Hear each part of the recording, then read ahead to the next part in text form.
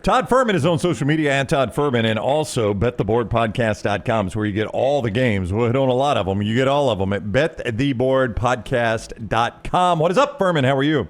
I am doing well, gentlemen. My condolences to you, Brownie, that your NFL season is over. Only 2 weeks in, however. Wow. Yes, thank you, Fuhrman. Thank God. Shot off the top rope right there. I know. Usually he comes in firing at me about being 4 minutes late. Dunaway was late. Did you notice Dunaway was late getting to this segment, Fuhrman? Yeah, I mean, honestly, late is the new on time in Dunaway's world. So as long as we start this segment before 8:05 Pacific time, 10:05 Central, I'm going to consider that a win for Dunaway in this day and age. That was a win. We now have injury reports in the Southeastern Conference. There's not enough data for you guys to know how accurate they are yet. But Connor Wegman showed up on one, so I guess we'll learn a little bit.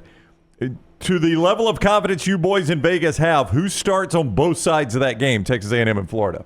Injury reports in college are going to come under scrutiny, but look, let's not sugarcoat it. Injury reports in the NFL, given what we saw transpire for Monday Night Football, should come under scrutiny as well. With the Christian McCaffrey situation that unfolded, we did see some line movement, and we've talked about this for years, guys, that the betting market knows before a lot of these players are going to be in or out of the lineup. And I know there's some weather speculation as well in terms of what games will be impacted throughout the South in terms of rain, but you started to see some under money come in for that Texas A&M Florida game, and you did see some money come in on the home underdog in Florida.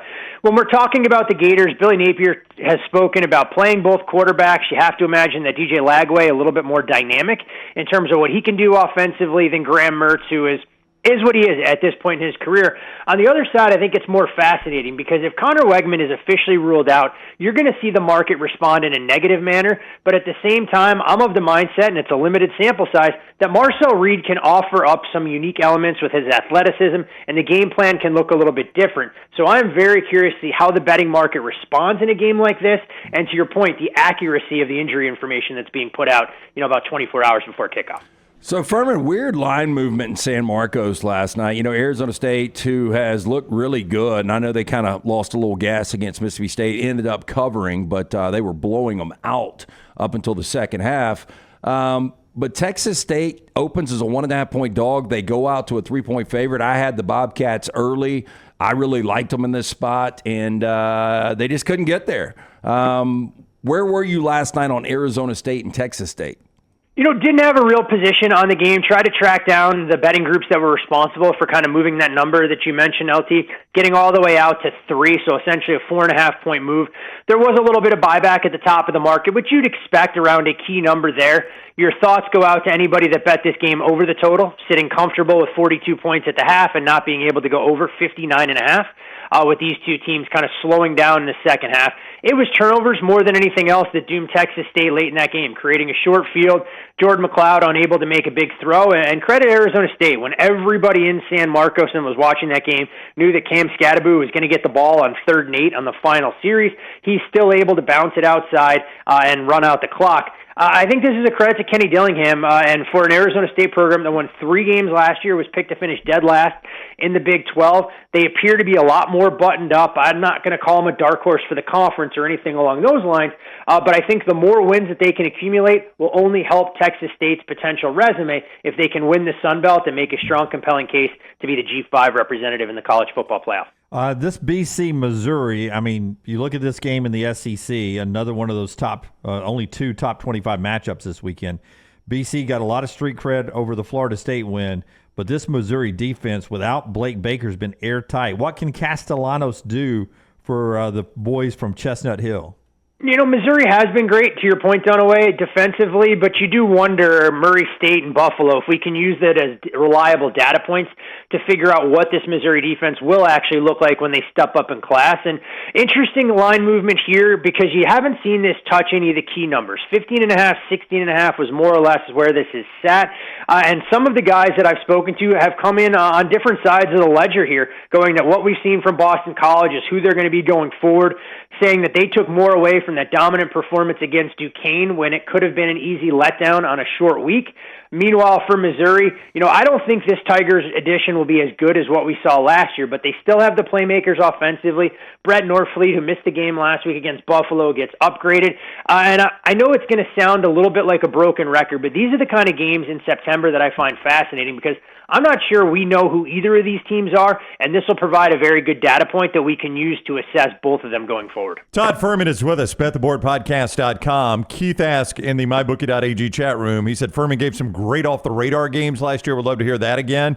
We'll ask him for one at the end, but you can get all the games at bettheboardpodcast.com, bettheboardpodcast.com. They talk about a lot more than Fuhrman does in his limited time here when Dunaway gets to him on time. He is on the JohnstonRVCenter.com hotline. Fuhrman, Alabama opened as a big favorite over Wisconsin. I would have thought the way Alabama played for most of that game against South Florida, that number would have gotten bet down, but it has not. It has held and held strong, which I guess tells me a lot about perception on Wisconsin. I think that's the big part of it, is this Badgers offense has underwhelmed, to say the least, in their first two games of the season. Needed a special teams turnover to create a little bit of separation when they trailed against Western Michigan. And I think the best way to describe their effort last week against an FCS member in South Dakota was workmanlike.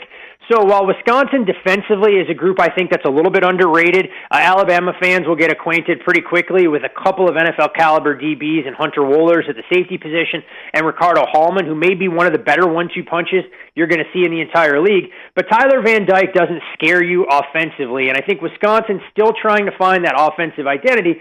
Going to be a little bit problematic here. But to your point, you mentioned the Alabama game last week, and while people who didn't watch the contest see a 42-16 final, anybody that did goes, this is a one-score game with 6 minutes to go, and for the second time in as many years, Alex Golesh figures out ways to at least slow down Alabama. And they did so muddying up the rushing lanes, taking away Jalen Milroe's ability to run. And I think that's what Luke Fickell's got to do. Force Milroe to beat him over the top with the vertical passing game. I don't think Wisconsin is going to put the fear in Alabama with what they can do offensively. But this is a number that was anywhere from 8 to 9 during the course of the summer. We've seen the price tag really balloon out amid some of those concerns. And look, this will be the first time Wisconsin is a home underdog of 15-plus points in the last 30 years. They've actually done relatively well as a double-digit dog, mainly against against Ohio State in conference play. But for me, I wouldn't be getting involved here unless it was just as a value bet at plus 17. The unfamiliar surroundings and the inconsistency of Alabama have me a bit concerned, but I think they're too big, too strong, too fast, too physical to be in a dogfight for 4 quarters against this edition of the Badgers. Grant Nussmeier's first true road start. College game day will be there in Columbia, South Carolina. We said this last week, Fuhrman. I believed, and I think Brown agreed with me, or Brown believed, and I agreed with him, that South Carolina was the worst team in the SEC. And then said it. And then they just curb stomped Kentucky 31-6. With all that said, now LSU is laying 7 on the road. Brian Kelly in these situations has been really good. The one thing last week told me about South Carolina is that Liam Cohn should get whatever he wanted if Kentucky needed to bring back an offensive coordinator. That was my main takeaway, because that passing attack with Brock Vandegrift was actually worse than some of those Lynn Bowden teams we saw, where you knew Kentucky couldn't even threaten to throw the ball more than 6 yards downfield. But the Gamecocks deserve a ton of credit, and what's made them so successful through the first 2 games of the season is an elite pass rush led by 5-star recruit Dylan Stewart and Kyle Kennard as rush ends. I mean, this team is forcing turnovers, they're accumulating sacks, and if they can make LSU one-dimensional, that plays into the Gamecocks' hands, because this LSU team through 2 games hasn't been able to run the football. The only player that provided a spark there was John Emery, and we know he's been lost for the season with yet again another lower body injury. Offensively for the Gamecocks, look, they're not going to wow you. They've run the football on more than 60% of their offensive snaps, but with a little bit of weather in the forecast there, and if this game gets muddied up, I think it becomes a little bit of more difficult for LSU to win by margin. I actually like the under in this game more than I like the side. I think there's a correlation between the home dog and such, but it wouldn't shock me at all if we were talking about a 24-20 type football game, and I think this LSU defense that'll be compromised when they step up against vertical passing games won't have to contend with that fear against South Carolina. Straight out of game day, Memphis and Florida State. Am I crazy in thinking that Memphis could be Florida State's toughest opponent yet as they try not to go 0-3? I mean, on paper before the year, probably not, in terms of what you were thinking. But right now, Florida State just needs that confidence booster, and we'll see if it comes this week. Clearly, these two coaches know each other all too well. Ryan Silverfield taking over in Memphis when Coach Norvell took the job for Florida State. And this is an FSU team. You look at their upcoming schedule, you begin to wonder if this team is going to fight tooth and nail just to get to 6 wins for bowl eligibility and to try and build back a little bit better. This is where it has to start. But Memphis, a more proven quarterback, and Seth Hennigan, a little bit more dynamic on the offensive side. And while I don't think they can necessarily hold up in the trenches, or wouldn't have if we had this discussion 3 weeks ago, this game looks to be a lot more dangerous than it was when you looked at the schedule and thought Florida State could hold their own defensively. So 6.5, a fair number here. Odds makers are reluctant to go to 7 on the game, and I'm very curious to see if we get any money coming in today or tomorrow in either direction. It may tell us a little bit more about how this game unfolds, knowing that Florida State has been a bet against team in their first 2 games by professional bettors. All right, bettheboardpodcast.com. Lance is going to ask Fuhrman about some Sunday games, but before we go there, I will fulfill Keith's wishes here. Do you have an off-the-radar game that you like here, Fuhrman? It is a definition of a dumpster fire, but that's what we do around these parts. I'm going to go to the MAC, or I guess a MAC game with Buffalo and UMass, where Buffalo right now is a 4-point favorite. I don't get close to this number here. I make Buffalo a 1.5-point favorite on my numbers. I think the Bulls are one of the worst teams in the conference. Actually have UMass recruiting at a better level. The problem for UMass is they just seem to self-destruct every single week.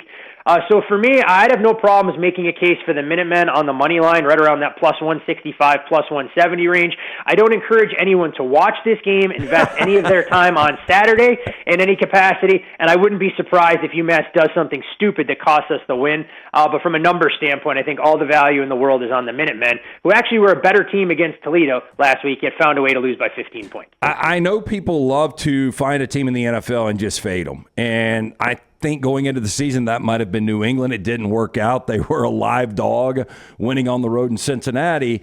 And now you've got Seattle at New England -3. Is this maybe a spot where you can start fading a team like New England?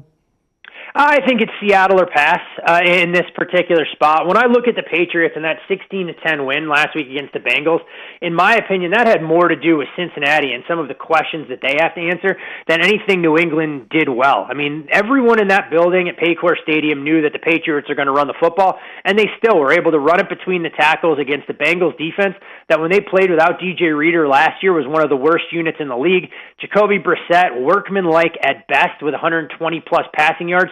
And I think the interesting note that came from Gerard Mayo earlier this week is that normally NFL starting quarterbacks get 95% of the reps. They're only giving Jacoby Brissett about 65 to 70%. So that tells me there are limitations on the playbook. This Seattle defense, in my opinion, is the real deal, made life difficult for Bo Nix. And I don't make any adjustment. If Kenneth Walker, the starting running back for the Hawks, can't go, and instead it's Zach Charbonnet, it's not going to scare me off. But I think the better angle to attack here is isolating the strength of Seattle, which is their defense, against the Patriots offense that leaves a lot to be desired, and going under New England's team total at 17.5. Fuhrman, you'll get a kick out of our message board. RTD4 just said, is Shannon Sharp the new mascot for UMass? The Minuteman? Hey, look, I mean, Shannon is an interesting character. We can leave it at that. We didn't spend a whole lot of time interacting when I was working at Fox, but heard plenty of interesting stories. Yeah, Okay. He apparently doesn't spend a lot of time interacting with anybody. Wow. Ton of ways on with both feet. Hey, you'll be happy to know in that Cincinnati New England game, we have a survivor pool up here with a bunch of us. That cleaned it right out, my friend.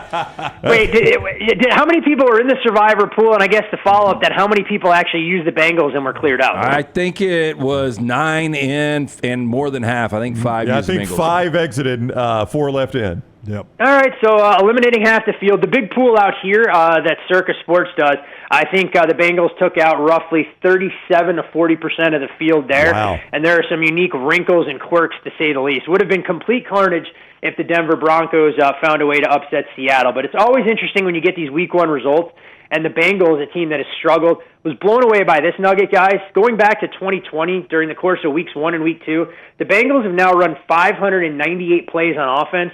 Exactly 7 of those plays have covered more than 25 yards. So we think of the Bengals as this explosive attack. It's been a lot more methodical dink and dunk, and we'll see if they're able to figure any of it out this week on the road at Arrowhead. All right, he is Todd Fuhrman. BetTheBoardPodcast.com for all the Saturday and Sunday games, Monday Night Football as well. BetTheBoardPodcast.com. He's the co-founder of that and does a tremendous job there. Also at Todd Fuhrman on social media. Fuhrman, thank you very much for the time. Enjoy the weekend. Always a pleasure, gentlemen. Enjoy the games. And to all those Auburn fans that did nothing but slide in my mentions with hate going into the Cal game last weekend, I rest my case. You did. Yes, it was very, very evident what you were saying on the show last week. All right, Fuhrman. See you. Todd Fuhrman with Be us good, boy. on the JohnstonRVCenter.com hotline, bettheboardpodcast.com.